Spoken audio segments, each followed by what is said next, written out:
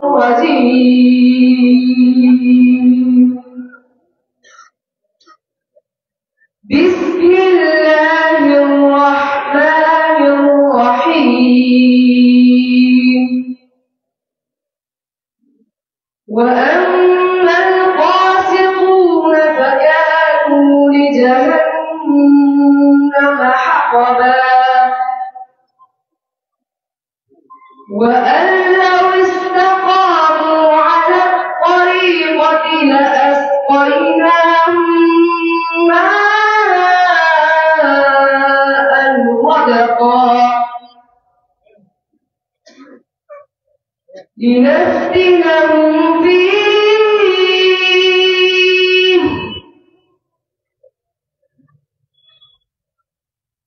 ومن يعرض عن ذكر ربه يسلكه عذابا صعدا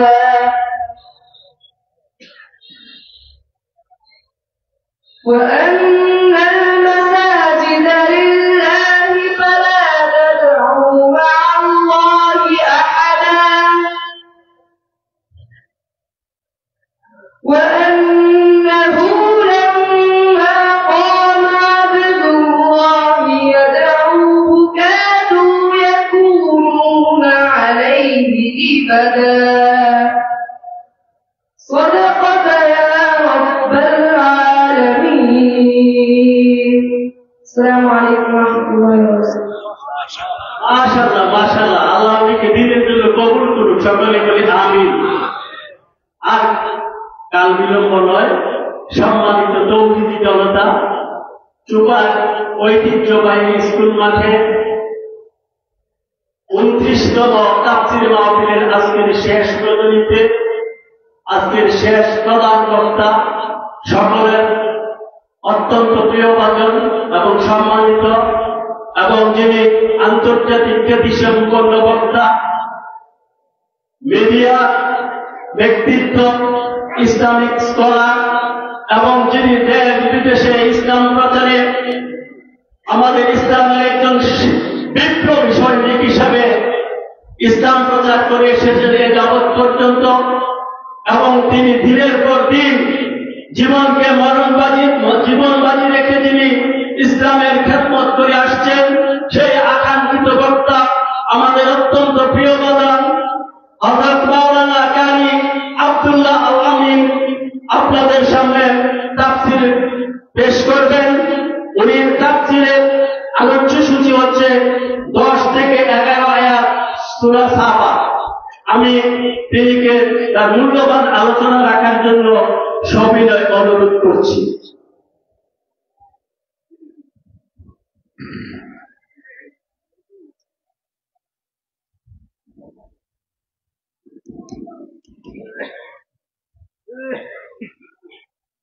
السلام عليكم ورحمة الله وبركاته.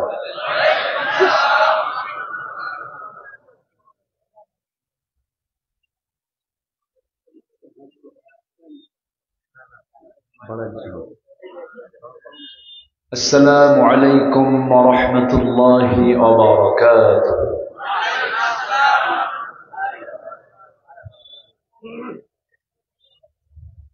إن الحمد لله الأكرم الذي خلق الإنسان وكرم وعلمه من البيان ما لم يعلم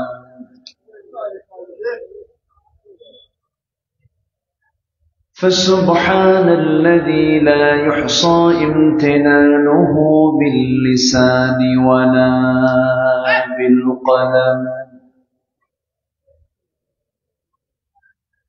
نشهد أن لا إله إلا الله وحده لا شريك له،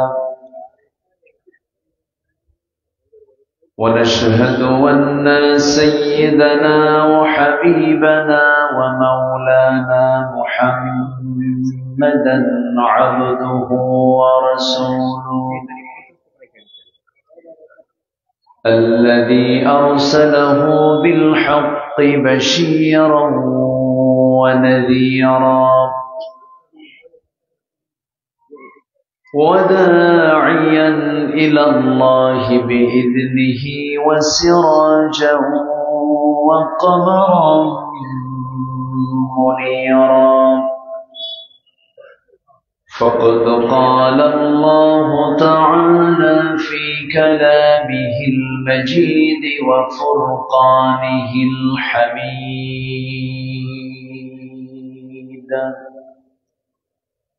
أعوذ بالله من الشيطان الرجيم بسم الله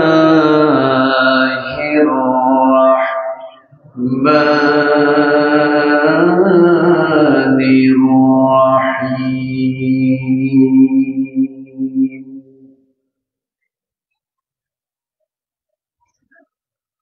ولقد آتينا داود منا فضلا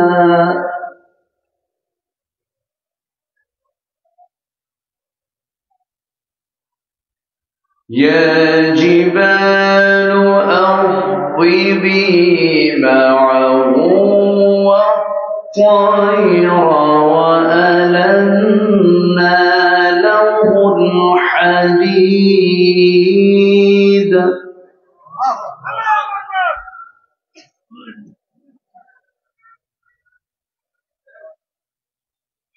أن اعمل سابغات وقدر في السرد واعملوا صالحا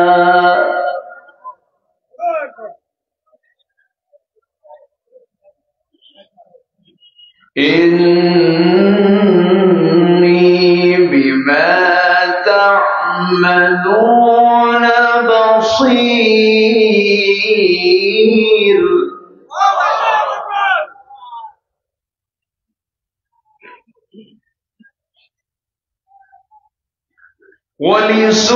ولسليمان الريح غدوها شهر ورواحها شهر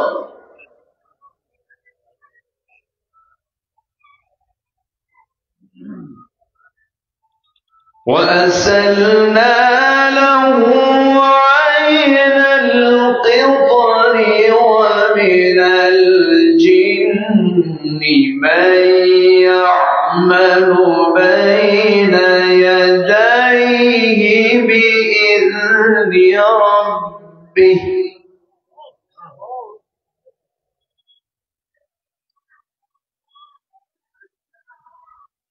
ومن يزغ منهم عن أمرنا نذقه من عذاب السعير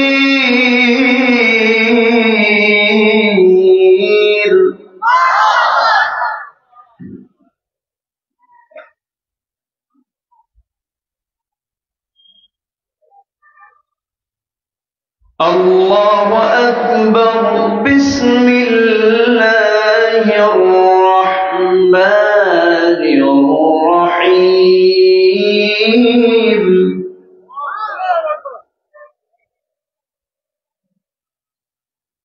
وما كان له عليهم من سلطان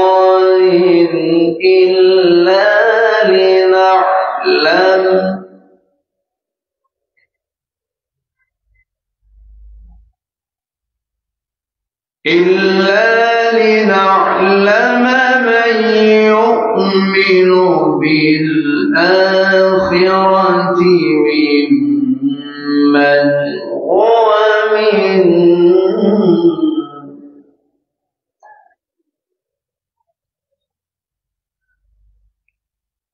ممن هو منها في شك وما ربك على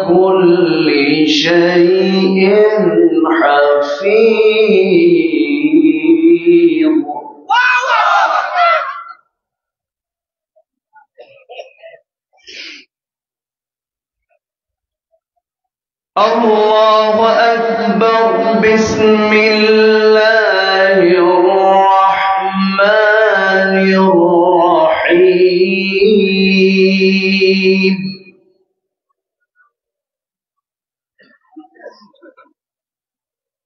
إن الله وملائكته يصلون على النبي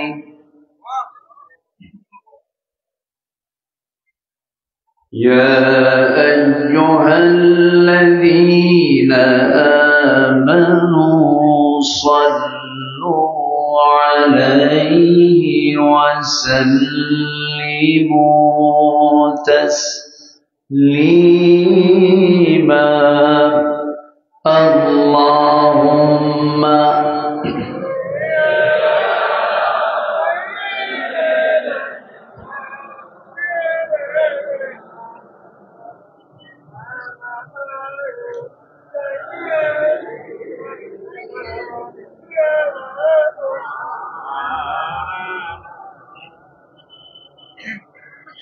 একটু মোহাম্মত দিয়ে নবীর প্রেমে মাতোয়ারা হয়ে জোরালো কণ্ঠে আওয়াজ দিয়ে নবীর প্রেমে মশগুল হয়ে আমরা সবাই আবারও বলছি আল্লাহুম্মা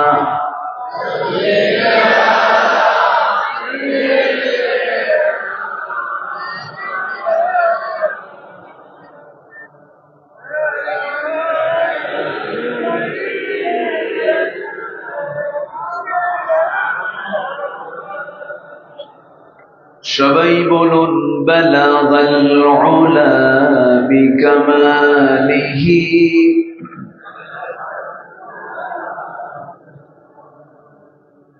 হাসানাত জামিউ খিসালিহি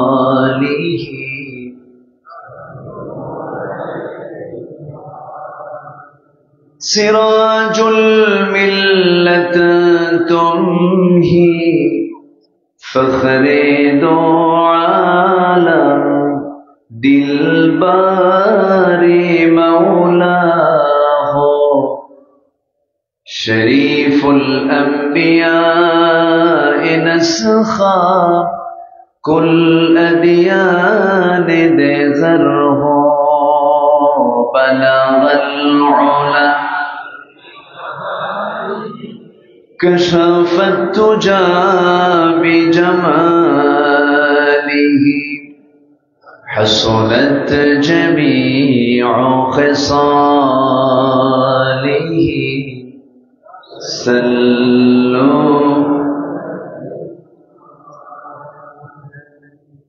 آمين কোরআনের সুর মাঝে শুনেছি যে নাম আযানের সুর মাঝেও শুনেছি সে নাম ও নাম শুনেছি আমি আমার হৃদয় হে রাসূল নবীজি তোমায় হে রাসূল নবীজি তোমায়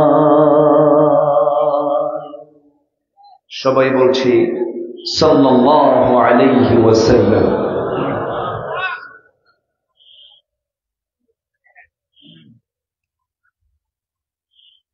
ঢাকা অঞ্চলের বৃহত্তর ঢাকা অঞ্চলের গাজীপুর জেলার কালীগঞ্জ উপজেলার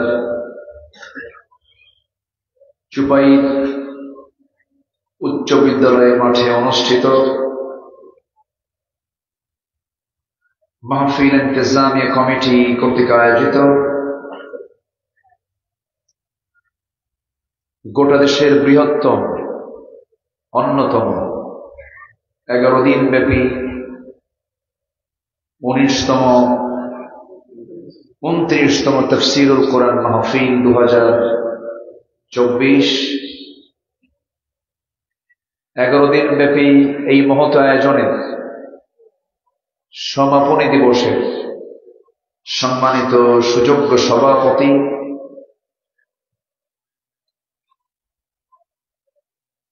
তাফসীর মাহফিল বাস্তবায়ন কমিটির সম্মানিত সভাপতি প্রকৌশলী সুলতান মহিউদ্দিন আব্দুল কাদের, প্রধান অতিথি, বিশেষ অতিথি হযরত উলামায়ে কেরাম, ফদলাইজান, সুশীল সমাজ, জাতির শ্রেষ্ঠ সন্তান শিক্ষক মণ্ডলী, জাতির বিবেক সাংবাদিক বৃন্দ,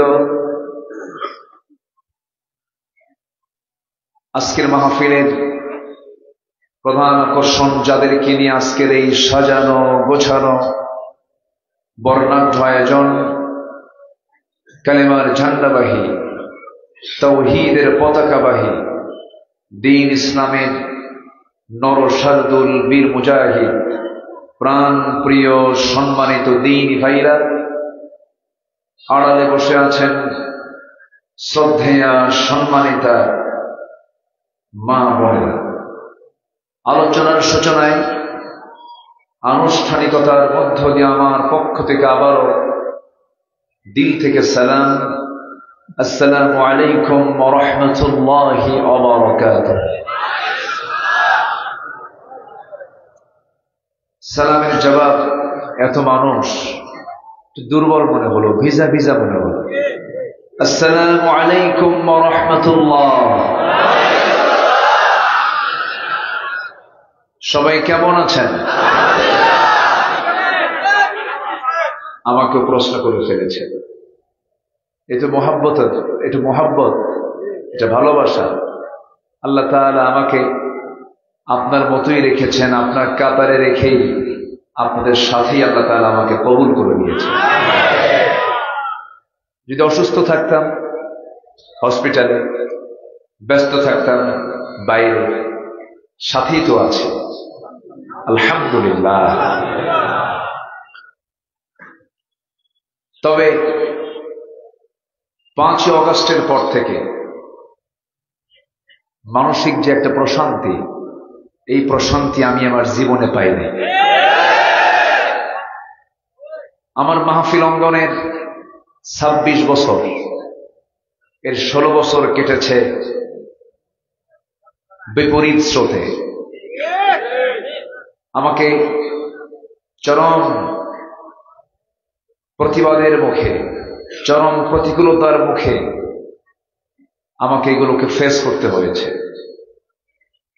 এই মাহফিল কমিটিগুলো ছিল বিগত 16 বছর থানার কাছে দাগি আসামি।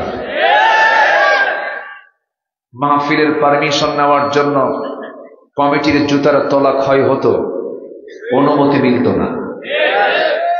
মাহফিল হবে, অমুক বক্তা হবে না, অমুক বক্তা হবে, মাহফিল হবে না, অমুক অতিথি থাকলে মাহফিল হবে না, পোস্টারে এই নাম দিল কেন, মাহফিল হবে না। এরকম করে করে জাতিকে ধোঁকা দিয়ে 16 বছর এই মাহফিলগুলোকে আটকিয়ে রাখার জন্য নানা তাল বাহানা তারা করেছিল। সম্মানিত ভাইয়েরা, কোরআন ছিল, আছে, থাকবে। কোরআনের আওয়াজ পৃথিবীর কেউ বন্ধ করতে পারবে না। কোরআনটা কার কথা? কার কথা? যিনি আমার আপনার জন্য এমন অনুকূল পরিবেশ তৈরি করে দিলেন, সেই মহান রবের শানে বলে উঠছি আলহামদুলিল্লাহ। চিৎকার মেরে বলছি আল্লাহুম্মা ইন্নী আসআলুকা আল হুদা ওয়াত তুকা ওয়াল আফাফা ওয়াল গিনা। সবাই বলি আল্লাহুম্মা আইন্নি আলা যিকরিকা ওয়া শুকরিকা ওয়া হুসনি ইবাদাতিকা। আমরা আল্লাহ তাআলা শুকর আদায় করে দিলাম। সম্মানিত হাজিরিন, দেশে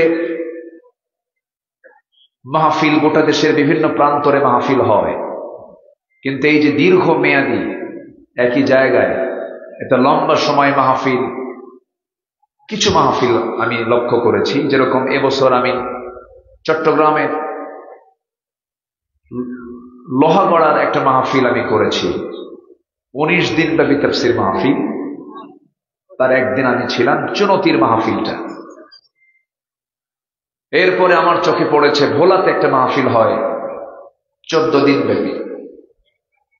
এরপরে আমি লক্ষ্য করছি এই মাহফিলটা একটা লম্বা সময় ধরে অনুষ্ঠিত হয়। আল্লাহ তাআলা এই মাহফিল যারা শুরু করেছেন আজ পর্যন্ত আছেন এবং যারা কবরবাসী হয়েছেন, আল্লাহ তাআলা সকলকে এর উত্তম জাযায়ে খায়ের দান করুন। জোরে বলি আল্লাহুম্মা আমিন। সম্মানিত হাজিরিন, দিন যায় রাত আসে, রাত যায় সপ্তাহ আসে, সপ্তাহ যায় মাস আসে, মাস যায় বছর আসে, বছর যায় যুগ আসে। এই করতে করতেই জীবনের আয়ু ফুরে গিয়ে ফিরে যেতে হয় কার কাছে? আসতে বলবেন না, কার কাছে? আল্লাহর কাছে।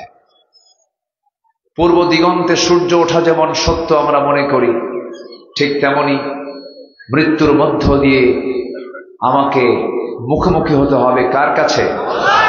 এটাও সত্য। আল্লাহর সামনে আমাকে দাঁড়াতে হবে। হাসর নামে আল্লাহ তাআলা একটা সূরা নাজিল করেছেন। আল্লাহ তাআলা ওয়ানাহশুরুহুম, আমি তাদের সবাইকে একত্রিত করব। এটা কার কথা? আল্লাহর কথা। কিন্তু প্রশ্ন হলো, সে আল্লাহর কাছে আমি কি নিয়ে যাচ্ছি? আমার আমল নামা, আমার আমলের ঝুড়িটা কি? আমি কি নিয়ে যাচ্ছি? এটাই হলো সবচাইতে বড় বিষয়। সম্মানিত ভাইরা, সম্মানিত উপস্থিতি, 11টি দিন ব্যাপী তাফসীর মাহফিলের শেষ রজনী আজকে। আমার আগে প্রতি রাত যারা কথা বলেছেন, আমি বলতে পারি যে বিচক্ষণ, বিদগ্ধ, বড় বড় স্কলার তারা এখানে কথা বলে গেছেন। শেষ ক্লাসটা নেওয়াটা খুব যে সহজ তা কিন্তু না। কিন্তু আল্লাহ তাআলা এই নগণ্য গোলামকে এই কয়েকটা বছর ধরে শেষ দিনের দায়িত্বটি আমার কাঁধে পড়েছে। এই কদিন যাবৎ আমরা যে কথাগুলো শুনলাম, আল্লাহ প্রত্যেক আলোচকের মুখনিসৃত বাণী যা আমরা শুনেছি কোরআন হাদিস থেকে, আল্লাহ তাআলা আমাদেরকে আমলে নিয়ে আসার তৌফিক দান করুন। জোরে বলি আল্লাহুম্মা আমিন। আজকে আমার ভাগে পড়েছে কোরআন, এই মাহফিল আবার ধারাবাহিকভাবে চলছে। এই মাহফিল সবার জন্য একটা করে রুকু বরাদ্দ করে দেওয়া হয়েছে। আজকে আমার ধারাবাহিকতায় সূরাতুস সাবা থেকে 10 থেকে 21 নম্বর আয়াত, এই রুকু থেকে আমার কিছু কথা বলতে হবে। কারণ তাদের এটা পরিকল্পনা হচ্ছে এই আলোচনার মধ্য দিয়ে যেন আমরা একটা খতম যেন দিতে পারি। এত সুন্দর তাদের এই পরিচ্ছন্ন চিন্তা। আল্লাহ, তুমি এই চিন্তা যারা করেছেন, এই চিন্তার উত্তম জাযা তুমি তাদেরকে দিয়ে দাও। জোরে বলি আল্লাহুম্মা আমিন। সম্মানিত ভাইরা, আমি যেখান থেকে তেলাওয়াত করেছি সেই সূরার নাম হলো সূরাতুস সাবা। সাবা মিন হচ্ছে ইয়েমেন, প্রেজেন্ট ওয়ার্ল্ডের যে ইয়েমেন, এটাই হচ্ছে সাবা। আগে সাবারানি কার প্রশংসা দিয়ে? আল্লাহর প্রশংসা দিয়ে। সূরাটা নাযিল হয়েছে মক্কায়। কোথায় বলেন তো? মক্কায়। আয়াতের সংখ্যা হলো 54, রুকুর সংখ্যা হলো 6। এই মোটামুটি সূরার একটা ধারণা আমি দেওয়ার চেষ্টা করলাম। শাব্দিক অনুবাদ হয়তো আমি ফুল করতে পারবো না, সে সময়টাও নাই। আমি এটার একটা ভাবার্থ আমি দেওয়ার চেষ্টা করছি। আল্লাহ তাআলা যেখানে যে কথা বলেছেন, সকল কথার শেষ ফিনিশিং দিয়েছেন হলো আখিরাত। বলেন তো, কি বলেন তো? আখিরাত। গোটা কোরআনে আল্লাহ তাআলা যত কথা বলেছেন, সকল কথাকে যদি আপনি ভাগ করে নেন, তাহলে 1/3, 3/1 কথা আছে হলো আখিরাত নিয়ে। কি নিয়ে বলেন? এবং সবচেয়ে বড় সময় দুনিয়া না আখিরাত? বলেন বলেন বলেন, দুনিয়া না আখিরাত? আখিরাত। বিশাল টাইম। দুনিয়া তো পার হবে ক্ষণকাল, এটা এখন আছি, কিছুক্ষণের পরেই নাই, অথবা আজ আছি কাল নাই। কিন্তু মরে যাওয়ার পরে ওই পরকাল যে আসবে, যার শুরু আছে এই বিশ্বাস যার আছে, তার হলো, সে হচ্ছে মুমিন। সে কি বলেন? আর যদি কেউ মনে করে খাওয়া দাওয়া ফুর্তি করো, দুনিয়াটা মস্ত বড়, মরে গেলে হাড্ডি, ছিঁড়ে গেলে তেনা, নগদ জাপাও হাত পেতে নাও, বাকির খাতায় শূন্য থাক, দূরের বাদ্য কিলাপ শোনে, মাঝখানে যে বেজায় ফাঁক, আনসিন ইজ নাথিং, যা দেখি না বিশ্বাস করি না, এমন নাস্তিক্য চেতনার মানুষ আমার দেশে আছে না নাই? আসতে বলবেন না, আছে না নাই? তো আমি তেলাওয়াত দিয়ে, আমি এই রুকুর কিছু হক আদায় করেছি, জাস্ট একটা ভাবার্থ দিয়ে আমি আমার মূল পয়েন্টের দিকে আস্তে আস্তে চলে যাব। এই রুকুতে আল্লাহ তাআলা কোন দিকে ইঙ্গিত করেছেন? আল্লাহ তাআলা দুজন নবীর নাম এখানে নিয়ে এসেছেন। দুজন নবীর নাম, একজন হচ্ছেন বাবা, আরেকজন হচ্ছেন সন্তান। দাউদ আলাইহিস সালাতু ওয়াস সালাম হচ্ছেন কি? বাবা। আর সুলাইমানকে? আল্লাহু আকবার বলেন। দাউদ আলাইহিস সালাতু ওয়াস সালাম ছিলেন অস্ত্র নির্মাতা। কি ছিলেন? ইদ্রিস আলাইহিস সালাতু ওয়াস সালাম ছিলেন টেক্সটাইল ইঞ্জিনিয়ার। আল্লাহু আকবার বলেন। এরপরে আদম আলাইহিস সালাতু ওয়াস সালাম ছিলেন কৃষি কাজের রূপকার। এরকম করে পৃথিবীতে সমস্ত পয়গম্বররা আধুনিকতা নিয়ে এসেছেন, সভ্যতা নিয়ে এসেছেন। সভ্যতা এসেছেই হলো নবীদের মাধ্যমে। পৃথিবীর প্রথম মানুষ, প্রথম নবী। আল্লাহু আকবার বলেন। প্রথম মানুষ কি? প্রথম নবী। এবং প্রথম মানুষের যে জ্ঞান ছিল, কিয়ামত পর্যন্ত এমন কোন জ্ঞানী মানুষ পৃথিবীতে আসবে না। আমার আব্বা জান, ওয়াল্লামা আদম আল আসমাআ কুল্লাহা, আল্লাহ তাআলা আদম আলাইহিস সালাতু ওয়াস সালামকে পৃথিবীর সকল কিছুর সাথে পরিচয় করে দিয়েছেন। সকল মাখলুকের সাথে সকল কিছুর নাম আল্লাহ তাআলা তাকে শিখিয়ে দিয়েছেন। বলেন তো, এই পৃথিবীতে এমন কোন লোক এখন আছে? নাই। সম্মানিত ভাইরা, দাউদ আলাইহিস সালাতু ওয়াস সালামকে আল্লাহ তাআলা বিশাল একটা নিয়ামত দিয়েছিলেন, যেখান থেকে আমি তেলাওয়াত দিয়ে শুরু করেছি।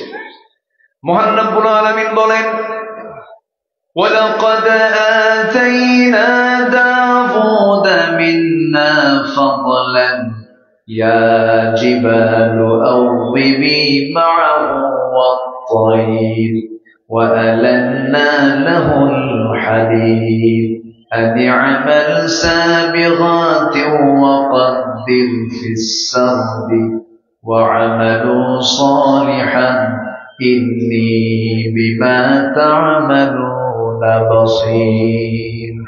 জোরে বলুন আল্লাহু আকবার। আল্লাহ রাব্বুল আলামিন দাউদ আলাইহিস সালাতু ওয়াস সালামকে নিয়ামতে ধন্য করেছিলেন। লোহা আল্লাহ রাব্বুল আলামিন তার জন্য কাদার মতো নরম করে দিয়েছিলেন। লোহা যখন তিনি হাতে নিতেন, কাদার মতো নরম হয়ে যেত। জোরে বলি সুবহানাল্লাহ। আবার তার ছেলেকে, তামাটাকে আল্লাহ তাআলা তার জন্য আইনুল কিতর, তামাটাকে তার জন্য কাদার মতো নরম বানায় দিয়েছিলেন। 1 মাসের পথ, এক সকাল সন্ধ্যায় ফিরে আসতেন হলো তার ছেলে সুলাইমান আলাইহিস সালাতু ওয়াস সালাম। তিনি যখন সিংহাসনে চড়তেন আর বাতাসকে হুকুম করতেন, সঙ্গে সঙ্গে বাতাস তার সিংহাসন, তিনি শুধু নন, তার কমপ্লিট মন্ত্রী পরিষদ সহ গোটা দুনিয়া ঘুরে সকাল সন্ধ্যায় বাড়িতে ফিরে যেতেন। জোরে বলে সুবহানাল্লাহ।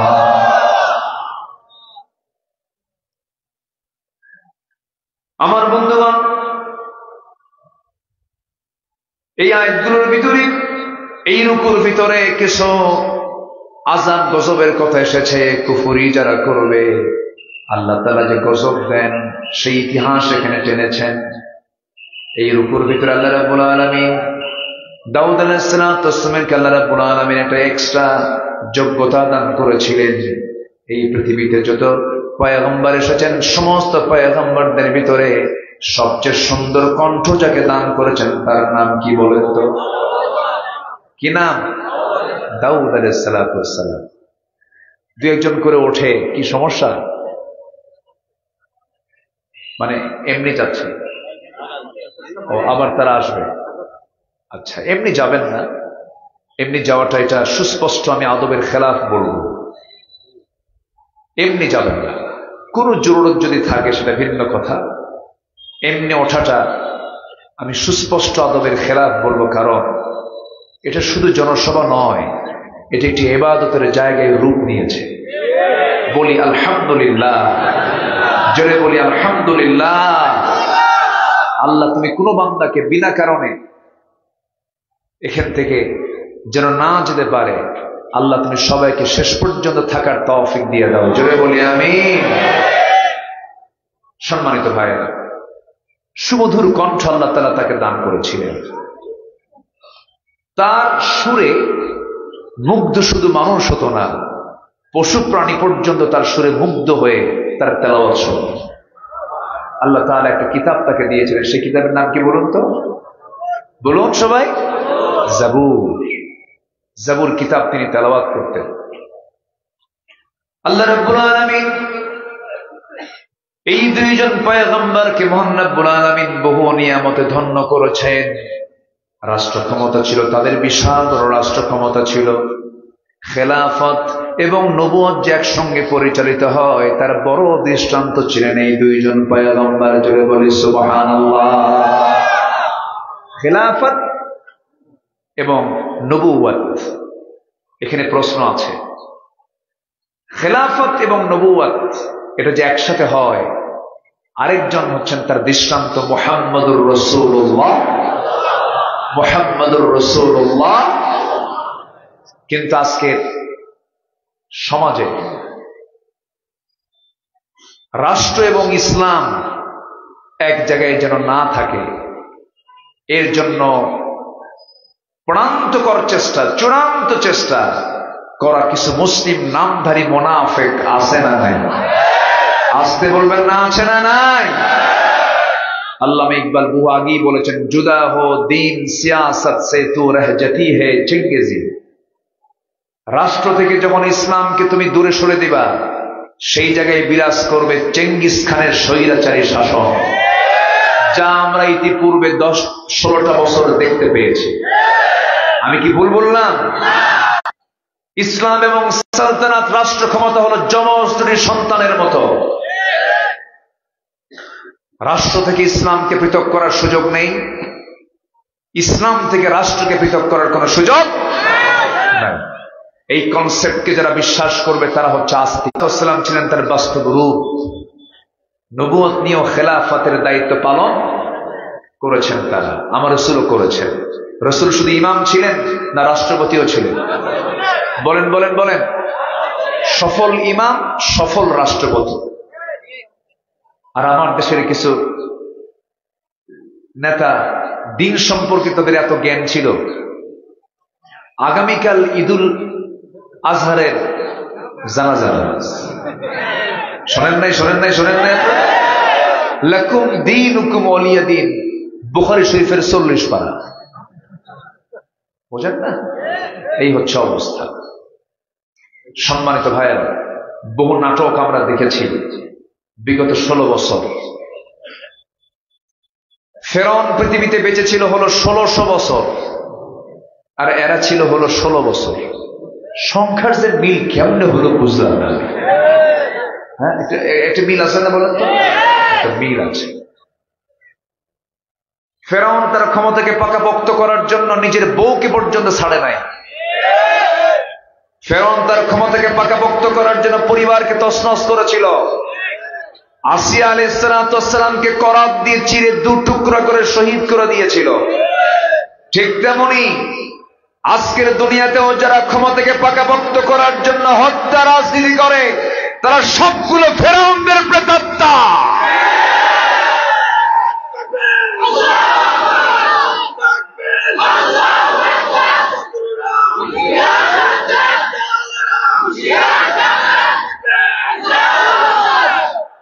দেশ স্বাধীন হয়েছে 53 বছর।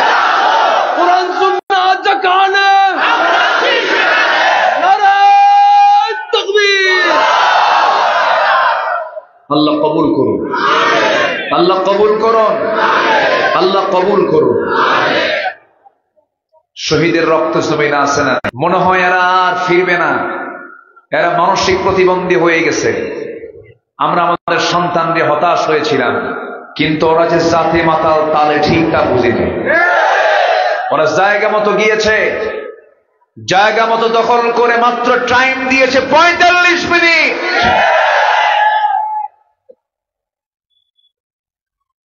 আমরা নতুন করে গড়তে চাই দেশটাকে, দুর্নীতি মুক্ত দেশ আমরা গড়তে চাই। দেশটা শ্মশান হয়ে আছে। 18 লক্ষ কোটি টাকা ঋণ করে তোর মধ্যে 11 লক্ষ কোটি টাকা নিজের পকেটে তুলে তারা মামুবাড়ি দিল্লি গিয়ে বসে আছে, ঠিক কিনা?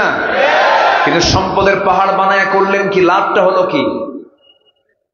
দেশের শীর্ষস্থানীয় ধনী হলমার্ক শেয়ার বাজার ব্যাংক হরিলুট করে হাজার হাজার কোটি টাকার মালিক হয়ে লাভ হলো না, শেষে মুখের দাড়িটাও কাটতে হলো। মাথার সাদা চুল কালো বানাতে হলো, পাঞ্জাবি খুলে গেঞ্জি পড়তে হলো, পাজামা খুলে লুঙ্গি পড়তে হলো। নৌকায় চললো বন্ধুর সাথে, নৌকা ভিড়ল না, কোস্টগার্ড ধরে ফেললো বন্ধুকে, আইন মন্ত্রীকে ধরে বলে স্যার চিনছি, থানায় চলে। আইন মন্ত্রীকে আমি একা যাবো কোন, আমি তো জামাতের সাথে আসছি। কে আপনার সাথে? কই যে বসে আছে, কি চিনি না তো? ভালো করে দেখো, ওটাই দরবেশ।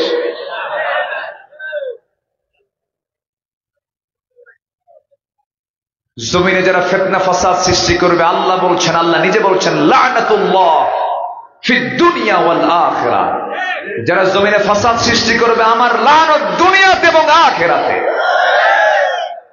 আল্লাহ আছেন না নাই? আসতে বলবেন আল্লাহ আছেন না নাই? আছেন। সম্মানিত ভাইরা, কষ্ট পাচ্ছেন নাকি? আলোচনা চালাই? কোন সমস্যা নাই তো? জোরে বলি ইনশাআল্লাহ, আরো জোরে বলি ইনশাআল্লাহ। আমরা দেখতে চাই নেতাগুলো নামাজি না বেনামাজি? আমরা যে নেতাগুলো দেখতে চাই, আমরা এখন নেতা দেখবো আমরা বেনামাজি না নামাজি? বলেন নামাজি না বেনামাজি? দুনিয়ামুখী না পরকালমুখী? আমরা দুনিয়া চাই না পরকাল চাই? বলেন দুনিয়া চাই না পরকাল চাই? দুনিয়া দরকার নেই, হ্যাঁ দুনিয়া দরকার নেই। আল্লাহর কাছে চাইতে হবে। আল্লাহ চাইতে বলেছেন দুনিয়া না আখিরাত? বলেন। এই তো লাইনে আসছি, দুনিয়াও লাগবে, দুনিয়া দিই তো আখিরাত। যারা পারেন ঠোঁট মিলিয়ে বলুন রব্বানা আতিনা ফিদ দুনিয়া হাসানাতাও ওয়া ফিল আখিরাতি হাসানাতাও ওয়া কিনা আযাব মান ইউমিনু বিল আখিরাতি মিম্মান হুয়া মিনহা ফি শাক ওয়া রাব্বুকা আলা কুল্লি শাইইন হাফিজ। জোরে বলি আল্লাহু আকবার। তাদের উপর শয়তানের কোনো কর্তৃত্ব ছিল না, তবে কে আখিরাতের প্রতি ঈমান রাখে আর কে তাতে সন্দেহ পোষণ করে তা প্রকাশ করাই ছিল আমার উদ্দেশ্য। আর তোমার রব সকল কিছুর হেফাজতকারী। সম্মানিত ভাইয়েরা, আমাদের আখিরাতের প্রতি বিশ্বাস যার যত বড় গাঢ় হবে, তার ঈমান তত মজবুত হবে। মানুষ কখনো ভালো হতে পারবে না যতক্ষণ না পর্যন্ত তার ভিতরে না থাকবে আখিরাতের ভয়। পরকালের ভয়ই একমাত্র মানুষের ভালো হওয়ার একমাত্র মাধ্যম। সে আখিরাত সবার সামনে আছে না নাই? আসতে বলবেন না আছে না নাই? আমরা আখিরাতকে সুন্দর করব, জোরে বলি ইনশাআল্লাহ। প্রিপারেশন অফ আখিরাত, আখিরাতের যে প্রস্তুতি, মোটামুটি 15টা কাজ যদি আমরা শিখে যাই, আজকে 15টা কাজ যদি আমরা করতে পারি, মোটামুটি ভাবে আখিরাতের যে প্রিপারেশন আল্লাহ তাআলা কোরআনের এই সবকে সুন্দর করে বান্দাকে শিখিয়ে দিয়েছেন, বলি আলহামদুলিল্লাহ। আমি কি একটাও বলেছি? তাহলে এখনো অনেক আলোচনা পড়ে আছে। আসুন, আখিরাতের প্রস্তুতির 1 নম্বর কাজ হলো, 15টি কাজের মধ্যে 1 নম্বর কাজ হচ্ছে আমরা ঈমান আনবো আল্লাহ এবং নবীর উপরে সন্দেহ নিয়ে না দ্বিধাহীন চিত্তে? সন্দেহ নিয়ে না দ্বিধাহীন চিত্তে? দ্বিধাহীন চিত্তে আমরা আল্লাহ এবং নবীর প্রতি ঈমান আনবো, যে ঈমানের মধ্যে কোন প্রকার ফাটল থাকবে না, সন্দেহ মুক্ত ঈমান। আল্লাহ রাব্বুল আলামিন বলেন, ইন্নামাল মুমিনুনা আল্লাযীনা আমানু বিল্লাহি ওয়া রাসূলিহি সুম্মা লাম ইয়ারতাবু ওয়া জাহাদু বিআমওয়ালিহিম ওয়া আনফুসিহিম ফি সাবিলিল্লাহ উলাইকা হুমুস সাদিকুন। জোরে বলুন আল্লাহু আকবার। প্রকৃত মুমিন তো তারাই যারা ঈমান আনবে আল্লাহর উপরে, নবীর উপরে, সুম্মা লাম ইয়ারতাবু, যারা সন্দেহ করবে না। নাম্বার 2 হলো ঈমান আনার পরে তার 2 নাম্বার কাজ হলো ওয়াজাহাদু বিআমওয়ালিহিম ওয়া আনফুসিহিম ফি সাবিলিল্লাহ উলাইকা হুমুস সাদিকুন। জোরে বলুন আল্লাহু আকবার। নাম্বার 2 হলো যারা জিহাদ করবে তাদের মাল দিয়ে এবং জান দিয়ে। কার পথে? আস্তে বলবেন না, কার পথে? আল্লাহর পথে যারা জিহাদ করবে, আল্লাহ বলছেন এই 2টা কাজ যারা করবে আমি আল্লাহ তাদের ব্যাপারে খেতাব দিয়ে দিলাম, তারাই হলো সিদ্দিক। জোরে কোন সুবহানাল্লাহ। তারাই হলো সত্যবাদী, যারা ঈমান আনবে এবং যারা জিহাদ করবে। জিহাদ শব্দকে অনেকে এই শব্দকে কানে নিলেই তার নাক শিকায় তোলে, এটাকে অবহেলার চোখে দেখতে চায়। কিন্তু আমার নবীজি 23 বছরের নবুয়তি জিন্দেগি যদি রিসার্চ করা হয়, শেষ 10 বছরের এই দীর্ঘ সময় তার যুদ্ধ পরিচালনা করতে হয়েছে 86টা। কয়টা বলেন তো? 86টা। গড়ে প্রতি বছরে 8 থেকে 9টা যুদ্ধ আমার নবীজির পরিচালনা করতে হয়েছে। আমার নবীজি দিন চলেছে ঘোড়ার পিঠে, রাত কেটেছে হলো জায়নামাজে। নবীজির মাথা থেকে পা পর্যন্ত এমন কোন জায়গা নাই যে জায়গায় দিয়ে আমার নবীজির দেহ থেকে রক্ত ঝরে নাই। আল্লাহু আকবার বলবেন। এমন কোন জায়গা নাই। নবীজি জিহাদের ময়দানে গিয়ে কোমর হারিয়েছেন। খন্দক তার জীবন্ত সাক্ষী। নবীজি জিহাদের ময়দানে গিয়ে দাঁত হারিয়েছেন। মৃত্যুর দিন পর্যন্ত আমার নবীজি 2টা দাঁত ছাড়া কথা বলেছেন। সামনের 2টা দাঁত ছিল না। রাসূল যখন মারা যাবেন কোমর সোজা করে দাঁড়াতে পারছেন না। রাসূল বলছেন, আয়েশা, খন্দকে কোমর হারাইছে, আমি দাঁড়াতে পারতেছি না। দিন কায়েমের জন্য যদি বিশ্ব নবীর কোমর হারাতে হয়, দিন কায়েমের জন্য যদি বিশ্ব নবীর মুখের দাঁত হারাতে হয়, সেই দিন কায়েমের জন্য জান মাল দিতে সবাই রাজি আছেন তো? আল্লাহ কবুল করুন, আল্লাহ কবুল করুন। আমার নবীজি যখনই জিহাদের ডাক দিয়েছেন, সাহাবীরা কি দেরি করেছেন? আসতে বলুন, দেরি করেছেন? আমাদের সমাজে বহু লোক আছে, যত রক্ত লাগে দেব, প্রয়োজনে লোক পাঠাবো, আমি যাব না। কি আছে না নাই বলেন তো? আছে না নাই? আমার নবীজি সবার পেছনে না, সবার আগে। নেতার গুণ তো এমনই হতে হবে। আমার নবীজি যেই সময়ে ডাক দিয়েছেন, শুধু ডাকতে দেরি হয়েছে, যেতে দেরি হয় নাই। বদর যুদ্ধের দিকে তাকান, উহুদ যুদ্ধের দিকে তাকান। একটা যুদ্ধের কথা আজকে মনে পড়ে গেল। আমার নবীজি যতগুলো যুদ্ধ পরিচালনা করেছেন, জিহাদ পরিচালনা করেছেন, এর মধ্যে সবচাইতে ক্রিটিক্যাল যুদ্ধের ময়দান ছিল মুতার যুদ্ধ। যে যুদ্ধে আমার রাসূল নিজে অংশগ্রহণ করতে পারেন নাই, কিন্তু অসম যুদ্ধ ছিল। রোমানদের সৈন্য সংখ্যা ছিল 1 লক্ষ, মুসলমানদের সৈন্য সংখ্যা ছিল 3000। খুব একটা কম বেশি না তো? হ্যাঁ, খুব কি কম বেশি?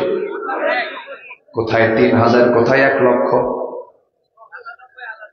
নবীর কানে সংবাদ গেল, ইয়া রাসূলুল্লাহ, মুতার প্রান্তরে রোমান সৈন্য সব এক জায়গায় হয়ে গেছে, কি করা যায়? আমার নবীজি বলেন, সাহাবীরা শোনো, আমি মুতার যুদ্ধে অংশগ্রহণ করতে পারবো না, মদিনার অবস্থা ভালো না। মুনাফিকরা বড় ষড়যন্ত্র শুরু করে দিয়েছে। মদিনার আশেপাশে ওই সমস্ত ইহুদিরা বড় ষড়যন্ত্রের জাল বিস্তার করতে চাচ্ছে। আমি মদিনা ছাড়লে পরে বড় বেকায়দা হয়ে যাবে, আমি মদিনা ছাড়তে পারবো না। আমার নবীজি সাহাবায়ে কেরামকে ডাক দিলেন, 3000 সাহাবীর সামনে দাঁড়ায় গেলেন। 3000 সাহাবীকে সামনে দাঁড় করায় নিয়া আমার নবীজি প্রথম একজনকে ডাক দিয়ে বলছেন, যায়েদ, আমার কলিজার টুকরা সন্তান, তুমি আমার সামনে চলে আসো। সামনে দাঁড় করায় দিলেন। নাম্বার 2, আমার চাচা ভাই জাফর, তুমি কোথায়? জাফর, এইদিকে আসো। চলে আসলেন। নাম্বার 3, আব্দুল্লাহ বিন রাওহা, তুমি কোথায়? এই কথা বলে তাকেও তিনি ডেকে আনলেন। 3 জনকে এক লাইনে দাঁড় করায় দিলেন। 3 জনকে এক লাইনে দাঁড় করায় দিয়ে আমার নবীজি বললেন, সাহাবীরা, মুতার যুদ্ধে আমি অংশগ্রহণ করতে পারলাম না। এই 3 জনকে আমি সেনাপতি নিযুক্ত করলাম। প্রথম জন আমার যায়েদ যদি শহীদ হয়ে যায়, দ্বিতীয় জন জাফর সেনাপতির দায়িত্ব পালন করবে। আমার জাফর যদি শহীদ হয়ে যায়, আব্দুল্লাহ সেনাপতির দায়িত্ব পালন করবে। পরপর 3 জন যদি শহীদ হয়ে যায়, পরবর্তীতে তোমরা তোমাদের মধ্য থেকে সেনাপ্রধান একজন নিযুক্ত করে নিও। আমার নবীজি এই কথা যখন মুখ থেকে বের হলো, নবীজির চক্ষু বেয়ে বেয়ে টপ টপ করে পানি পড়ছে। নবীজি আন্দাজ করে বোঝায় দিলেন, আমার 3 সাহাবীকে আমি হারায় ফেলবো, 3 জনে শহীদ হয়ে যাবে। কিন্তু লক্ষ্য করে দেখা গেল, ওই 3 জন সেনাপতির চেহারার মধ্যে হাসির ঝিলিক দেখা দিতেছে। মুনাফিকেরা পিছন দিক থেকে 3 জনকে টার্গেট করে বলছে, যায়েদ, জাফর, আব্দুল্লাহ, যুদ্ধে যেও না, কারণ যুদ্ধের সেনাপতি একজন নিযুক্ত হয়, তোমরা 3 জন, মানে তোমরা 3 জন কেউ বাঁচবে না। এই 3 জন সেনাপতি একযোগে বলে ফেললেন, মুনাফিকের বাচ্চারা, আল্লাহর কসম করে বলছি, যুদ্ধে যেতেছি মরার জন্য, যুদ্ধে শহীদ হওয়ার জন্য যাচ্ছি, বাঁচার জন্য যাচ্ছি না রে। ওয়াজাহাদু বিআমওয়ালিহিম ওয়া আনফুসিহিম ফি সাবিলিল্লাহ। আমার বন্ধুগণ, 3000 সৈন্য নিয়ে এই 3 জন সেনাপতি যখন রওনা দিবেন, আমার নবীজি বলে ফেললেন, যায়েদের, যুদ্ধে যেহেতু যাচ্ছ, পরিবার থেকে বিদায় নিয়ে আসো। যায়েদ বলছেন, হুজুর, আমি যাব কোথায়? আমার যাওয়ার জায়গা নাই। আমি সবার কাছ থেকে বিদায় নিয়েছি, আপনি আমাকে শেষবারের মতো বিদায় দিয়ে দেন। যায়েদ বিদায় নিলেন। রাসূল বলছেন, চাচাতো ভাই জাফর, আবিসিনায় হিজরত করেছিলা, পরিবারকে সময় দিতে পারো নাই, যাও তোমার বউয়ের কাছ থেকে বিদায় নিয়ে আসো। সাইয়্যিদনা জাফর বিন আবু তালিব বলেন, ইয়া রাসূলুল্লাহ, আপনি যদি আমাকে না বলতেন আমি নাই যেতাম, যেহেতু বলেছেন না গেলে কেমন হয়, এজন্য যাচ্ছি। বাড়িতে চলে গেলেন। একদম নরমাল স্বাভাবিকভাবে ঘরের মধ্যে ঢুকলেন। ছোট্ট 2টা সন্তান ছিল, ছেলে। 2 উরুতে রাখলেন, স্নেহ দিলেন, আদর করলেন, চুম্বন দিলেন। সন্তান 2টা কোলের মধ্যে নিয়ে বউটাকে ডাক দিয়ে বলছেন, বউ রে, কাছে আসো। হাতের সঙ্গে হাত লাগায় দিয়ে বলছে, বউ আমার জন্য দোয়া করো।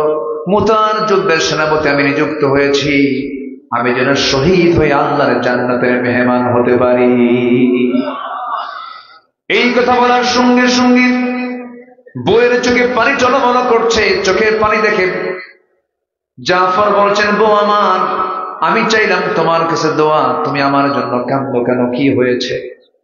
তিনি বলছেন, আমার স্বামী, আল্লাহর কসম করে বলি, যুদ্ধে যেতে বারণ করি নাই, যুদ্ধে আপনি জানেন না, কোনো যান, যুদ্ধ করে আসেন, কিন্তু আপনি শহীদ হবেন এমন দোয়া আমি করব না, কারণ এই যে সন্তানগুলো আপনি মরে গেলে শহীদ হলে এরা ইতিম হয়ে যাবে। যুদ্ধে চলে যান, কিন্তু আমি আপনার জন্য দোয়া করে আল্লাহ তাআলা আপনাকে গাজী করে আবার ফিরে আনুন। জাফর বিন আবু তালেবের মধ্যে সরলের তামান্না তখন টকবক করছে। সাইয়েদনা জাফর করলেন কি, হঠাৎ করে তিনি কোষবদ্ধ তরবারি কোষমুক্ত করলেন। স্ত্রী একটা হাত টান মেরে ধরে তরবারির উল্টা দিক দিয়ে স্ত্রীর হাতে মৃদু আঘাত করে বলছেন, আমার বউরে, এই যে তরবারে দেয়া তোমার আগায় আঘাত করলাম, হাতে আঘাত করলাম, হাতটা কাটছে নাকি না, কেন কাটে নাই? উল্টা দিকে মেরেছেন, এই জন্য হাত কাটলো না। এবার তিনি বলছেন, আমার স্ত্রী, তুমি আমার জন্য এতক্ষণ ধরে যে দোয়াগুলো করছো, এই দোয়াগুলো সম্পূর্ণ উল্টা দোয়া। আমার নাকের মধ্যে আমি জান্নাতের ঘ্রাণ পেতেছি, আমি শহীদ হয়ে যাব, আমি বাঁচবো না, আমি দুনিয়া থেকে বিদায় হয়ে যাব। সেনাপতি ছোট্ট বাচ্চাগুলো কাটা কবুতরের মতো ছটফট করছে আর আব্বা আব্বা বলে ডাকতেছে। ইতিহাস বলে একটা বারের জন্য জাফর তাকান নাই, জাফর দৌড় মেরে জান্নাতের দরজার দিকে চলে গেছে। যেরকম সুবহানাল্লাহ, আর যেরকম সুবহানাল্লাহ। নাম্বার 3 সেনাপতি আব্দুল্লাহ বিন রাওহা নতুন বিয়ে করেছেন, বাসর ঘর হয় নাই, শুধু আত্ম হয়েছে, ইজাব কবুলটা হয়ে গেছে।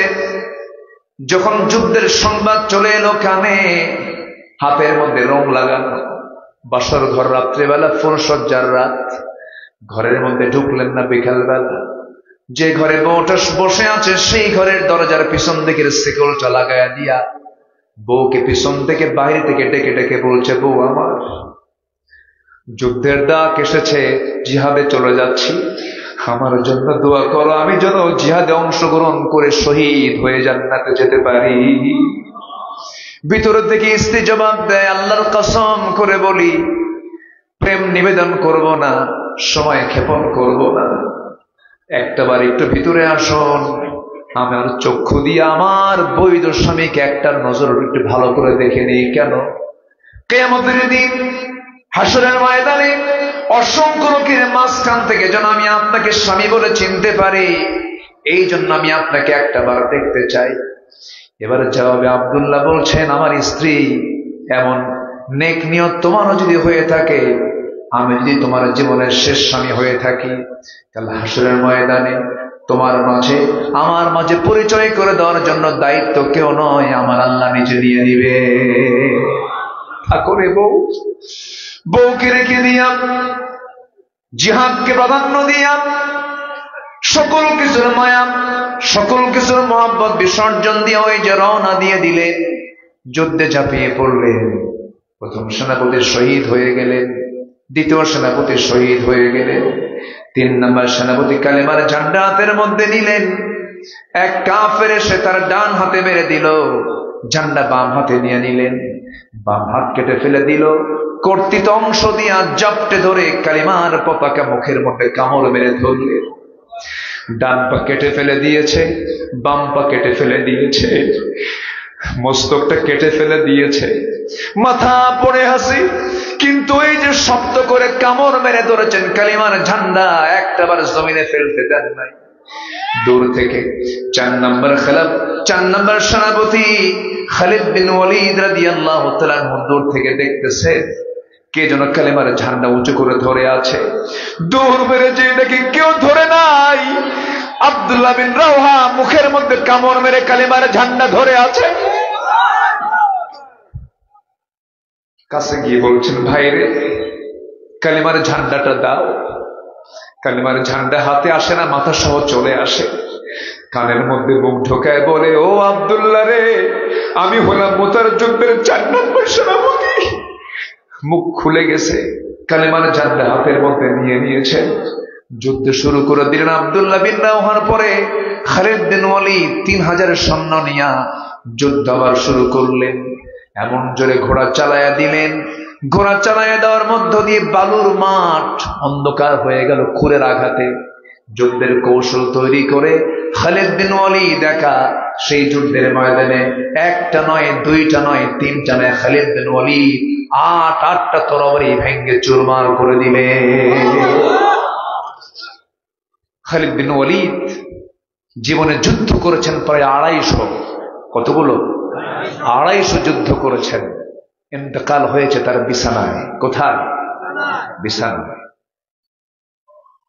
আপনি মরতে চাইলে মরতে পারবেন না, আপনি রক্তাক্ত হতে চাইলে আপনি রক্তাক্ত হতে পারবেন না। অথচ কোন কোন সাহাবী জীবনে একবার যুদ্ধে গেছেন, একবারই শহীদ হয়ে জান্নাতে চলে গেছেন। এটা নসিব। খালিদ বিন ওয়ালিদ 250 বেশি যুদ্ধ করলেন। সাইয়েদনা ওমর ফারুকের শাসনামলে যখন তার ইন্তেকালের সময় হচ্ছিল, মুমূর্ষ অবস্থা কাতরাচ্ছেন, দুনিয়া থেকে বিদায় নিচ্ছেন, খালিদ বিন ওয়ালিদ চোখের পানি ফেলতে ফেলতে বলছেন, আহারে, জীবনে এতগুলো যুদ্ধ করলাম, শহীদ হতে পারলাম না। আমার গা থেকে এক ফোঁটা রক্ত পর্যন্ত যুদ্ধে ঝরাতে পারলাম না। কত বন্ধু শহীদ হয়ে দুনিয়া থেকে বিদায় নিল, আমার কপালটা এমন। সাইয়েদনা ওমর ফারুক তাকে দেখার জন্য গিয়ে যখন এই কথা শুনতে পেলেন, তিনি বলছেন, ওরে খালিদ, তুমি কি ওই হাদিসটা ভুলে গেছো? ওয়াইম্মা তাআলা ফিরাশিহি, যদি কোনো বান্দা জিহাদের তামান্না লালন করে যদি দুনিয়া থেকে যদি বিছানাও মারা যায়, আল্লাহ তাআলা তাকে শহীদের দরজা তাকে দান করে দেয়। খালিদ বিন ওয়ালিদ সেই মুতার যুদ্ধ থেকে বিজয়ী বেশে নবীর সামনে গিয়ে দাঁড়ালেন। নবীজি ইতিমধ্যে সংবাদ পেয়েছেন, চলে গেছেন পালক পুত্র যায়েদের বাড়িতে। ওসামা ইবনে যায়েদ রাদিয়াল্লাহু আনহুকে কোলের মধ্যে নিয়ে বলছেন, ওসামার মা, আমার যায়েদ জান্নাতের পাখি হয়ে জান্নাতের মধ্যে উড়ে বেড়াতেছে। চলে গেছেন শহীদ পরিবার জাফর বিন আবু তালিবের বাড়িতে, গিয়ে বসে বলছে জাফরের স্ত্রী, চিন্তা করো না, আমার জাফর আর দুনিয়াতে নাই। আমি আমার নবুয়তি চোখে দেখতে পাচ্ছি আমার জাফর জান্নাতের পাখি হয়ে জান্নাতের মধ্যে উড়ে বেড়াচ্ছে। ইসলাম এমনি এমনি আসে নাই, ইসলাম এমনি এমনি প্রতিষ্ঠিত হয়নি। সেই ইসলামকে, সেই দিনকে সবুজ ভূখণ্ড বাংলার জমিনে কায়েম করার জন্য সেই আম্বিয়ে কেরাম, সেই সাহাবীদের ইতিহাসকে সামনে রেখে, সামনে যদি এক সাগর রক্ত যদি দিতে হয়, সবাইকে দিতে প্রস্তুত আছেন? রাজি আছেন? কারা কারা হাত উঁচু করে দেখান মুসলমান।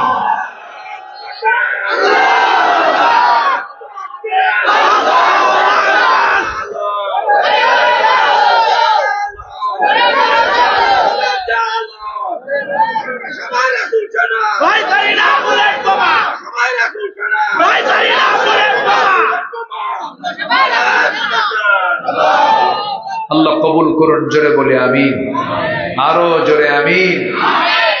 আমার নবীজির কাছে খালিদ বিন ওয়ালিদ যখন কালিমার ঝান্ডাটা নিয়ে যখন মদিনার ভিতরে ঢুকলেন, আমার নবীজি বলছেন, খালিদ, কিছু বলতে চাও? হুজুর, বিজয় হয়েছে,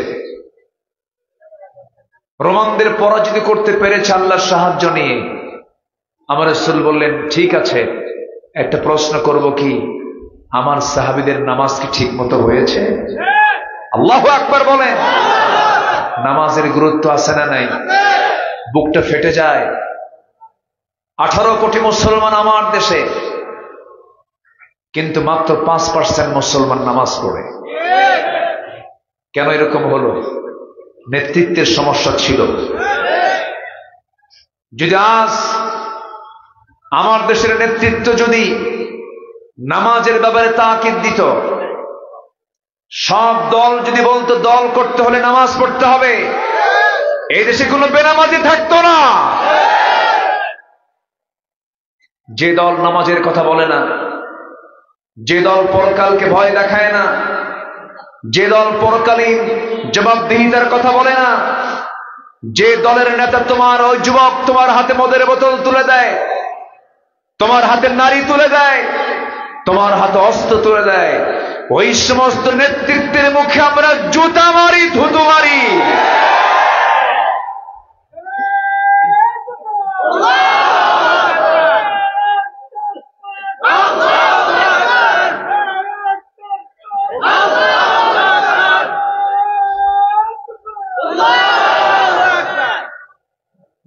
মাশাআল্লাহ, ছিল কোথায় এতক্ষণ? মাশাআল্লাহ, সব তো আল্লাহর গোলাম। বলি আলহামদুলিল্লাহ, জোরে বলি আলহামদুলিল্লাহ। বসে, আল্লাহ তুমি তাকে সুস্থ করে দাও, জোরে বলি আমি। কি আগ্রহ, কি জজবা! দুনিয়াতে যারা দুর্বল, আখিরাতে তাদের আধিপত্য হবে বেশি। আল্লাহু আকবার বলুন। আর দুনিয়াতে যারা আধিপত্য দেখিয়েছে, জুলুম করেছে, তারা হবে আখিরাতে সবচাইতে দুর্বল। বসো, আলহামদুলিল্লাহ, বসো। সম্মানিত ভাই, preparation of resurrection day, preparation of আখিরাহ আফটার লাইফ, পরকালীন জিন্দেগির জন্য যে প্রস্তুতি, 15টা কাজের 2টা কাজ আমরা শিখে নিলাম। নাম্বার 1, আমরা ঈমান আনবো আল্লাহ এবং নবীর উপরে সন্দেহ নিয়ে, না দ্বিধাহীন চিত্তে? দ্বিধাহীন চিত্তে। নাম্বার 2 হচ্ছে জিহাদ করতে হবে মাল এবং জান দিয়ে। রাজি আছেন তো সবাই? নাম্বার 3 হলো তাকওয়া অর্জন করা। কি অর্জন করা বলেন? তাকওয়া অর্জন করা এবং সত্যের পথে থাকা। আল্লাহ রাব্বুল আলামিন বলেন, ইয়া আইয়ুহাল্লাযীনা আমানু তাকুল্লাহা ওয়া কুলু কাওলান সাদীদা يصلح لكم أعمالكم ويغفر لكم ذنوبكم ومن يطع الله ورسوله فقد فاز فوزا عظيما। জোরে বলুন আল্লাহু আকবার। ঈমানদারেরা, তোমরা আল্লাহকে ভয় করো, তাকওয়ার নীতি অবলম্বন করো। গ্রামীণ জীবনের মানুষ সবাই বাঁশঝাড় চিনেন। কেউ যদি বাঁশঝাড়ের সামনে, বাঁশঝাড় পর পর চোখ বন্ধ করে যদি বাঁশঝাড়ের মধ্যে দৌড় মারে, তার দেহের চামড়াগুলো কি অক্ষত থাকবে নাকি? সে ক্ষতিগ্রস্ত হয়ে পড়বে, রক্তাক্ত হয়ে যাবে। দুনিয়ার জীবনের একটা বাঁশঝাড় পার হতে নিয়ে যেমন তাকে চোখটা খোলা রেখে সামনের সমস্ত ডালপালা গুলো দুহাত দিয়ে সরায় সরায় আস্তে আস্তে যেমন একটা বাঁশঝাড়কে অতিক্রম করতে হয়, তেমনি দুনিয়ার জিন্দেগিতে বান্দা সামনে চলতে নিয়ে সুদ পাবে, সামনে চলতে নিয়ে জেনার পরিবেশ পাবে, মদের বোতল পেয়ে যাবে, হারামের অনেক কিছু প্রসঙ্গ তার সামনে চলে আসবে। সকল হারামকে ওই বান্দা যদি মাইনাস করে, যদি সুন্দর করে হালাল জীবন গ্রহণ করতে পারে, এটার নামই হলো তাকওয়া অর্জন করা। নাম্বার 3 হলো ন্যায় প্রতিষ্ঠা করে এবং সদাচার হওয়া। ইন্নাল্লাহা ইয়া'মুরু বিল আদলি ওয়াল ইহসান ওয়া ইতা'i যিল কুরবা ওয়া ইয়ানহা আনিল ফাহশাই ওয়াল মুনকারি ওয়াল বাগি। জোরে বলুন আল্লাহু আকবার। ন্যায় প্রতিষ্ঠা করা হলো আখিরাতের প্রস্তুতির বড় একটা অংশ। আমার বন্ধুগণ, এই যে আমরা 16 বছর চোখের সামনে পার করলাম, যত বিচারগুলো দেখেছি, কোন বিচারকে আমরা ন্যায় পেয়েছি না অন্যায় পেয়েছি? ন্যায় না অন্যায়? ঘটনা 71 আর 71 সালের মামলার সাক্ষীর জন্ম হলো 76। জানেন না? জানেন না? আপনারা জানেন না? আসামি খুঁজে পায় না এরা। এর আসামি খুঁজে পেয়েছিল আমার দেশের রত্ন, কিংবদন্তি, 180 কোটি মুসলমানের হৃদয়ের স্পন্দন, মুসলিম বিশ্বের সবচেয়ে জনপ্রিয় প্রভাবশালী ব্যক্তিত্ব আল্লামা সাঈদীকে তারা আসামি বানিয়েছিল।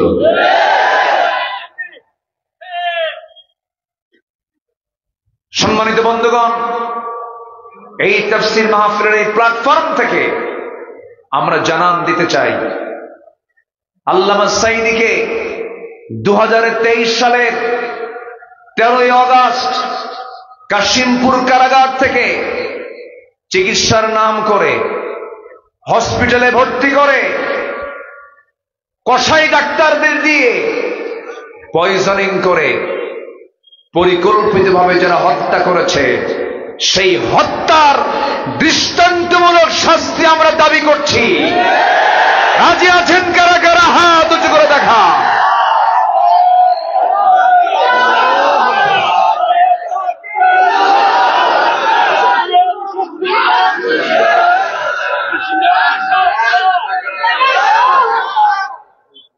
আল্লাহ কবুল করুন, জোরে বলি আমিন। একটা দুইটা জীবন যায়নি। আমরা জানতাম না যে 5 আগস্ট না আসতো আয়না ঘর কাকে বলে। আয়না ঘরে থাকা ব্রিগেডিয়ার জেনারেল আব্দুল্লাহ ইলামান আজমির সঙ্গে আমি কথা বলেছি ব্যারিস্টার আরমানের সাথে। লোম শিহরে ওঠার মতো বললাম, ভাইজান কেমন ছিলেন 8 বছর? একজন বললেন, আল্লাহর দেওয়া নিয়ামত এই সূর্যের চেহারা আমি 8 বছর দেখতে পাই না। আরেকজন বললেন, 8টা বছর আমি যে ভিতরে ছিলাম, 8 বছর আগে আমি যে দেখে এসেছি আমার জীবিত বাবা মীর কাসেম আলীকে। মীর কাসেম আলীকে আমি দেখে এসেছি, কিন্তু 8 বছর আমি জানতাম না যে আমার আব্বা শাহাদাত বরণ করেছেন। আমি 8 বছর পর যখন আয়না ঘর থেকে বের হয়ে আসে, সেদিন জানতে পেরেছি আমার আব্বা দুনিয়াতে নাই। এই হচ্ছে স্বাধীনতার ফল। আমরা এমন স্বাধীন দেশ দেখতে চাইছিলাম না। সম্মানিত বন্ধুগণ, এই 16 বছর জেলখানায় ছিল সাধারণ লোক বেশি না আলেম ওলামা বেশি? আমি নিজেও ছিলাম। 2018 সালে আমাকে ধরে নিয়ে চলে গেল। কতবার যে মাহফিল থেকে ধরছে তার হিসাবই নাই। খুলনা সাতক্ষীরার দিকে গেলে তো একদিক দিয়ে ঢুকতাম, আরেক দিক দিয়ে পুলিশ ঢুকত। এই খেলাই চলত। অথচ আমরা কি করেছি? আমরা শুধু জাতিকে বলেছি নামাজ পড়েন। একটা আদর্শ নাগরিক তৈরির জন্য এই মাহফিলগুলোর অবদান আছে না নাই? একটা আদর্শ রাষ্ট্রের দায়িত্ব ছিল এই সমস্ত মাহফিলের টাকা ডোনেট করে, টাকা দিয়ে মাহফিলকে সহযোগিতা করা। তা না করে আর বন্ধের ষড়যন্ত্র করেছে তারা। সম্মানিত বন্ধুগণ, আমাকে ধরে নিয়ে গেল, ধরে নিয়ে মামলা দিল। কি মামলা নিজেও জানি না। জেলখানায় ঢুকলাম, ঢুকে দেখি 85 বছরের এক বুড়া মানুষ সামনে দাঁড়ানো, আমারে চিনে। দেখি লম্বা একখানা সালাম দিয়ে কয়, হুজুর আপনি জেলখানে? খুব খুশি হইলাম। তো বললাম, খুশি হইলেন কেন? বলে যে হুজুর ওয়াজ শুনি দূর থেকে, মুসাফা করতে পারি না, দেখা সাক্ষাৎ করতে পারি না। আরে এত সুন্দর কাছে আসছেন, আমি কি দুঃখ পাবো নাকি? আমি আনন্দিত হয়েছি। উনি খুশি হয়েছে। তো বললাম, চাচা আপনার মামলা, এই বুড়া বয়সে আপনি জেলখানায় কেন? বাবা আমার বিরুদ্ধে মামলা হলো বিস্ফোরক। অর্থাৎ 85 বছরের এই বুড়া মানুষ বোমা মারছে, বোমা ককটেল মারছে। তাহলে হাতের কি সেই ফিটনেস কি 86 বছর লোকের থাকে? থাকে বলেন তো? থাকে। সাবেক শিক্ষামন্ত্রীর বিরুদ্ধে মামলা দিয়েছিল হলো ভ্যানিটি ব্যাগচুরি। মালয়েশিয়া ছিলেন দীর্ঘদিন এক শিক্ষা প্রতিমন্ত্রী। এক আলেমের বিরুদ্ধে মামলা দিয়েছে গরু চুরির মামলা, গায়েবী মামলা, কত কি। শেষ পর্যন্ত প্রধান বিচারপতিকে পর্যন্ত ছাড় দেয়নি, পাগলা বানায়া বাইরে পাঠায় দিয়েছে। একটা সীমা আছে, সীমা অতিক্রম করলে আল্লাহও ছাড় দেন না। আল্লাহকে ছাড় দেন? আল্লাহর ধরা ছোট না বড়? আল্লাহর ধরা ছোট না বড়? এক বিচারপতি আমাদের তালিকা করেছিল, 116 জন আলেমের তালিকা করেছিল, এর মধ্যে আমার নামটাও আছে, ঢুকাই দিচ্ছে। আমি তোরা চিনি না, ও আমার চিনলো কেমন আল্লাহ জানে। 116 জন আলেমের তালিকা করলো, বলল যারা রাষ্ট্রদ্রোহী, রাষ্ট্রবিরোধী কর্মকাণ্ডে জড়িত, আমরা বিচারটা চাই অন্যায় না ন্যায়, অন্যায় না ন্যায়, আইন বিচার সবার জন্য অসমান না সমান, এটা প্রতিষ্ঠা করেছেন মুহাম্মদ সাল্লাল্লাহু। চুরি করে ধরা পড়েছে সম্ভ্রান্ত পরিবারের এক নারী, চুরি করে প্রমাণ হয়ে গেছে। আমার রাসূল বলে ফেললেন, হাত কাটো, আস-সারিকু ওয়াস-সারিকাতু ফাকতাউ আইদিয়াহুমা, চোর এবং চুন্নি ফারুকের কাছে গিয়ে ধরনা দিলেন। ধরনা দিয়ে বলা হচ্ছে, আপনার কথা রাসূল শুনবেন, আপনি একটু সুপারিশ করেন যেন নারী মানুষ, মহিলা মানুষ হাত কাটলে কেমন হয়, শাস্তি যেন একটু লঘু করা হয়। সাইয়েদনা ওমর ফারুকের মতো মানুষ, দিলটা নরম হয়ে গেছে। আমার নবীর কাছে গিয়ে যখন বললেন, ইয়া রাসূলুল্লাহি, দেখুন তো শাস্তি লাঘব করা যায় কিনা। আমার নবী যে বলেন, ওমর আমির হাতটা কেটে ফেলে দিতাম। আল্লাহু আকবার বলেন। এটাই হচ্ছে আইন, আইন সবার জন্য সমান। সাইয়েদনা ওমর ফারুক রাদিয়াল্লাহু তাআলা আনহু একদিন ঘোড়া কিনতে গেছেন। কি কিনতে গেছেন? ঘোড়া। ওই সময় এখন যেরকম গাড়ি কিনতে যায়, তাই অকেজ হয়ে গেছে। উনি তো রাগ করলেন, রাগ করে বললেন, এই ঘোড়া বিক্রেতা, কি ঘোড়া দিলা? ঘোড়া তো সব অকেজ হয়ে গেছে, 4টা পাই তো অকেজ হয়ে গেছে, শুধু বসে গেছে, এই ঘোড়া আমি নেব না, ঘোড়াটা তুমি ফেরত নাও, আমাকে টাকা দিয়ে দাও। ঘোড়া বিক্রেতা বলছে, আমিরুল মুমিনিন, আমাকে ফেরত দিবেন, এই ঘোড়া আমি নেব না। ওমর ফারুক বললেন, তাহলে কেন আমি নেব না, কেন তোমাকে ফেরত দিতে হবে? শেষ পর্যন্ত ঘোড়া বিক্রেতা বলছে, ঠিক আছে, আপনিও ঠিক নাই, আমিও ঠিক নাই, চলুন আমরা আদালতে যাই। একটা সাধারণ ঘোড়া বিক্রেতা বলতেছে, কোথায় যাই? কোথায় যাই? কাকে বলতেছে? আদালতে চলে গেলেন। মামলার বাদী একজন ঘোড়া বিক্রেতা নিয়ে চলে গেছে। আদালত চত্বরে চলে গেলেন। খলিফা ওমর ফারুক যখন আদালত কক্ষের মধ্যে ঢুকলেন, ঢোকা মাত্রই ভিতর থেকে বিচারপতির চেয়ারে বসা যে বিচারপতি তৎক্ষণাৎ দাঁড়ায় গেছেন। দাঁড়ায় গিয়ে বলছেন, আমিরুল মুমিনিন, আপনি এই জায়গায় কেন? এমন জায়গায় আপনার আগমন কি হয়েছে বলুন। তিনি বলছেন, বিচারপতি, আমি ওমর, আমাকে দেখো না, আমাকে একজন সাধারণ ব্যক্তি হিসাবে চিহ্নিত করো, তোমার চেয়ারে তুমি বসো। একটা সমস্যা হয়েছে, সেই সমস্যা নিয়ে আমি আদালতে হাজির হয়েছি। মামলার বাদী হলো এই ঘোড়া বিক্রেতা। শোনো, ঘোড়া বিক্রেতার কাছ থেকে শুনলো, সাইয়েদনা ওমর ফারুকের কাছে ইবনুল হারিস আল কিন্দি রাহমাতুল্লাহ আলাইহি, তিনি দীর্ঘদিন বিচারপতির দায়িত্ব পালন করেছেন। শুধু ওমর ফারুক না, সাইয়েদনা আলীর মতো ব্যক্তির বিরুদ্ধেও তিনি রায় দিয়ে তিনি সাহসিকতার পরিচয় দিয়েছেন। ওমর ফারুক বললেন, কি আমার ভুল বলেন। এবার তিনি বলছেন, আমিরুল মুমিনিন, আপনি আমার সামনে অবস্থান করে কথা বলছেন, এই যে আপনি আমার সামনে সুস্থ অবস্থায় দাঁড়িয়ে থেকে কথা বলতেছেন, এই আদালত চত্বর থেকে বাড়ি পর্যন্ত ফিরতে পারবেন তার গ্যারান্টি আপনি দিতে পারবেন নাকি? না। সুস্থতা অসুস্থতা যখন তখন আসতে পারে। আপনি সুস্থ ঘোড়া সব কিছু দেখে শুনে কিনে নিয়েছেন, টাকা পয়সার লেনদেন হয়ে গেছে। টাকা পয়সার লেনদেন হওয়ার পরে আপনার মালিকানায় যাওয়ার পর ঘোড়া যদি অসুস্থ হয়ে যায়, তার সম্পূর্ণ দায় আপনাকে নিতে হবে, ঘোড়া বিক্রেতার কাঁধে যাবে না।